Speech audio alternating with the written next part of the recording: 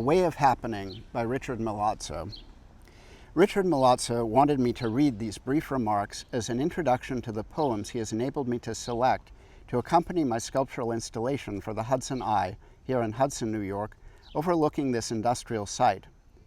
The poems derive from the book of poems he has been writing during the pandemic, which carries 3 titles: The Contiguity of Strangers, or Dwelling in a Fool's Paradise, or Masks Confronting Death, Poems of the Great Pandemic of 2020-2021.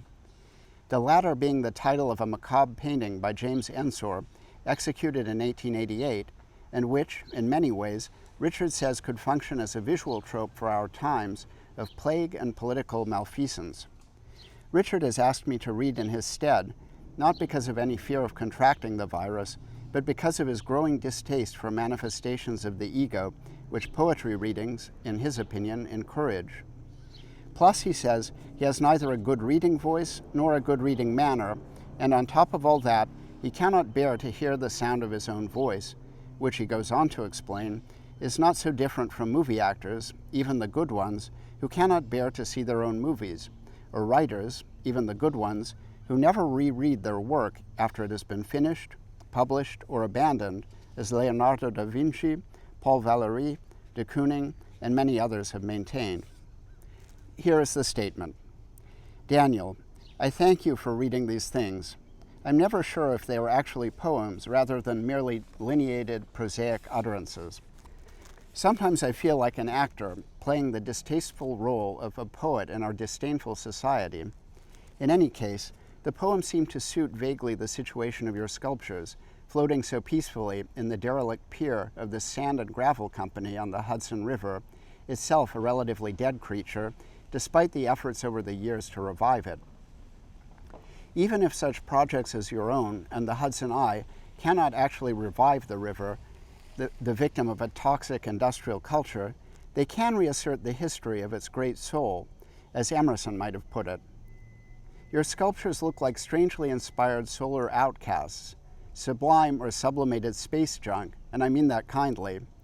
One of them looks like an umbrella beckoning to an apocalyptic monsoon. Another, a 3-headed mythic creature that has veered off its cosmic course and seems to be soaking in the peace and quiet of this watery cul-de-sac. And still others, a necklace of emeralds, or are those glowing nuggets of plutonium, searching for the throat of a Beatrice, or several starry constellations that simply mistook a black hole for a distant sun, but were unfortunately, like Daedalus and Icarus, hurtled back to this watery grave, not unlike the metaphysical entities relentlessly abandoned in Valéry's poem Cemetery by the Sea. In this regard, your sculptures are far more abstract and yet lyrical in the way my poems would like to be, but fall short. What can we do? Make them better? Too late for that. And in addition, I'm not sure my poems really connect to your sculptures in any specific way, but they certainly relate to the feelings this pier inspires, primarily the sensation that poetry not only makes nothing happen, as Auden maintained in his poem In Memory of W.B. Yeats, written on the eve of the Second World War in 1939, but it, poetry, is today of little spiritual or metaphysical consequence, that is, relative to the attention our handheld technological devices can inspire. If we can suspend just for a moment our liberal, humanist, and intellectual biases and measure just for a moment the thresholds and impact generated by a smartphone relative to those made by a poem, I think you will readily be able to see what I mean. So we might ask, to what extent will a poem move us beyond the extent, the spectacle of its execution at the inauguration of a President of the United States? To what degree will the work of a young Vietnamese poet move us beyond the endorsement of a feared New York Times critic, even if the former conjures for me the spectacle of universal slavery and oppression, and the latter, the horror of the American war in Vietnam? As to my own poems, I have no idea what you will be reading, but I wish you well. They are, with few exceptions, written as if I were standing on the banks of the Ota River in Hiroshima after the atomic bombing of the city by the U.S. president who was saving lives.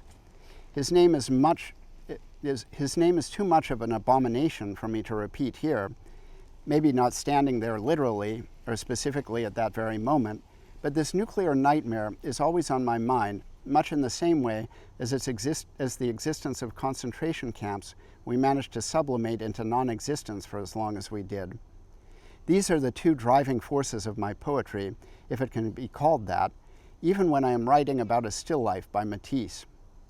I believe humanity has run its course, and this pier, despite your ciphers of hope, Daniel, is a trope representing its inevitable self-destruction. Like Paul Celan, ultimately, I hold out no hope for the vestiges of civilization holding on by a thread. I believe soon it will be the insect's turn to rule, and we have already witnessed an instance of this, our fate in the previous administration, as well as in the figures of a chorus of aspirants currently occupying the Republican seats in the U.S. Senate. How unfortunate for you, Daniel, that your work, so replete with hope and transcendent energy, should be affiliated, even for a brief moment, with such cynical sentiments as mine. My apologies, also to your audience.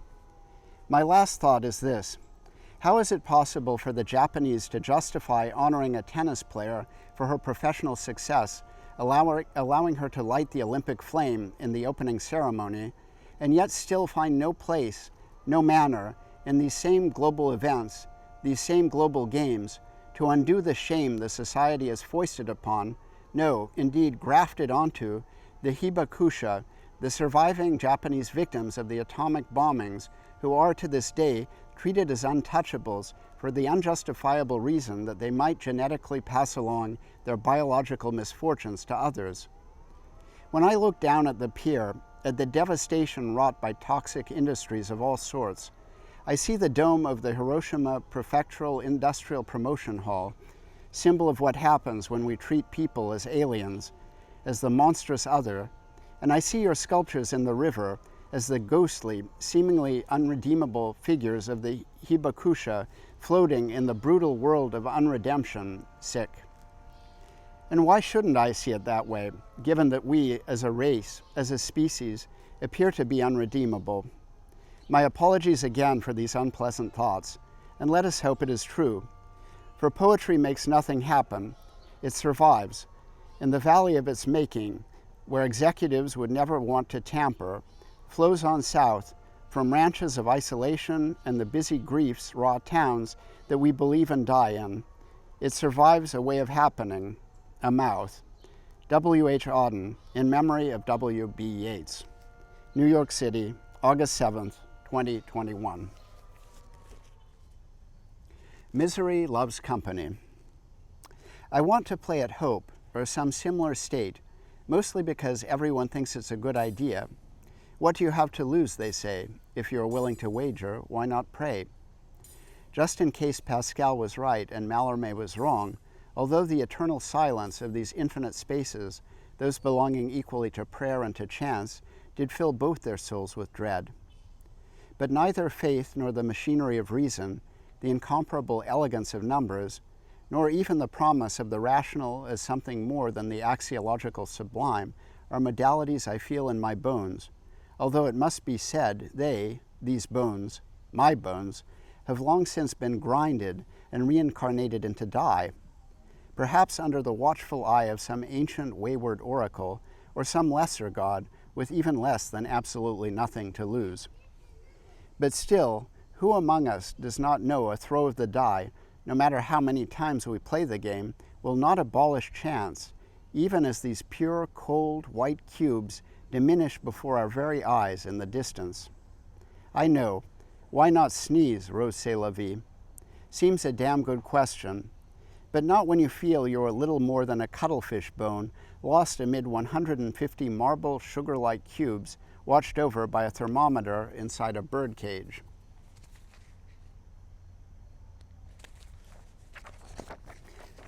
For embedded in the pair of 6 demonic faces are snake eyes staring right back at us, envious of the dust. Yes, I know misery loves company, but sometimes beggars can't be choosers. And with our senses addled, we dare to tread among the shadows of these platitudes and plague, searching neither for solutions nor for miracles, only for the company of strangers.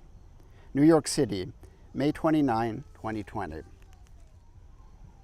Ikebana, I have hung all the pictures I shall hang, written all the verse I shall write, and now all that is left for me to do is to accept these things, arrange them into lines, and kiss you good night.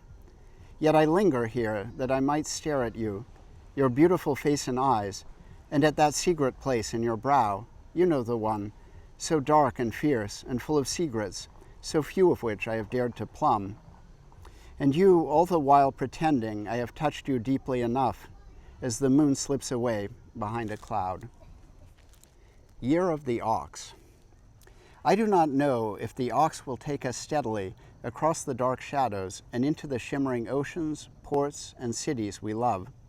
But what matters most, or seems to, at least to some of us, whose hands of late have temples become for gods long exiled, are Leto's poems.